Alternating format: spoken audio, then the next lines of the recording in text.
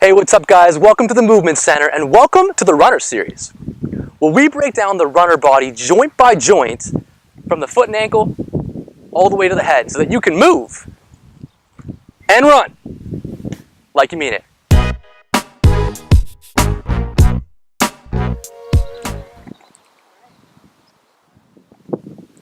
Alright guys, welcome back to episode 7 of the Runner Series, and we're talking about the shoulders today. So shoulders have a lot to do with kind of upper back mechanics, running position. If you're running with your shoulders forward, this sort of looking position here like this, it's not going to lead to good things. So some things we can work on and sort of positionally, okay? So first things first, we're going to do a test, an activation exercise, mobility drill, and then to strengthen it all together, we're going to bring it in with some work, okay? So our test for this is we're going to take our hands, and I want you to see if you guys can connect your hands behind your back. If you can't, there's probably some mobility work to be done here. So if we all take our hands, you guys face their backs to you, and you're going to reach up like this and see if you can touch your hands like this behind your back. And you ideally want to be straight up now. Jess looks awesome there with her arm fully up.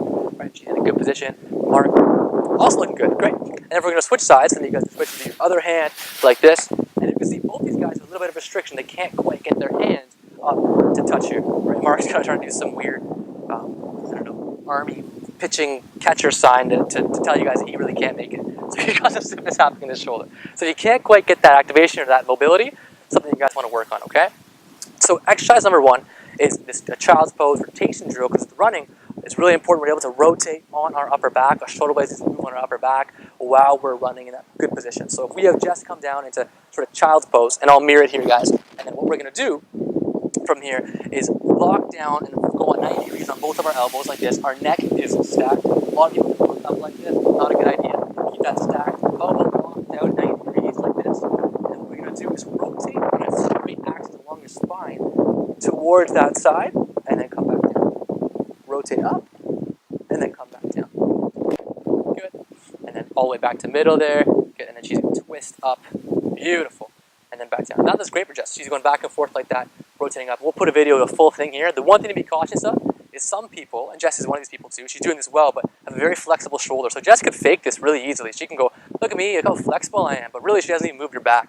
So when she twists her back, then look how much farther she can get with her shoulder. So just don't be one of those guys that kind of flaps your arm around. Make sure you lock out your arm fully and then twist out, okay? Thanks, Jess. So that's that first one there to work on. The next piece we're going to do, and I'll be back in one sec here, we're going to get into our chest. So to do this, we're going to open up with this guy. So we've got a ball, torture device of choice. Get it into the front of your pectoral region, your chest region. Just mash the bejeebies out of that thing, okay? And you're rolling around. Make sure you're taking that shoulder and peeling it back into a good kind of shoulder position here, like that. All right. You can also get some motion with that to kind of lengthen that thing through. Open up, just like that. It feels wonderful. You should feel that thing stretching underneath the ball as you go back. All right. Now the last piece of this, after you've done that, is we're going to grab onto here. This is a great exercise because it's called the Cheerleader 3x3. So Jess is going to be very cheerful and awesome and peppy as she does this, right? Because it's a Cheerleader 3x3. I'm going to show it first, okay? So we've gone through, we've worked on upper back, our shoulder mobility, positioned our shoulder back. Now you want to work on shoulder stability. So with this, your kinetic chain is set, right? Your knees are over your toes, your hips are set, your glutes are rock on, your elbows are back. And you're going to first pull back, straight back like this. So you pull back, that's step number 1 of a 3x3.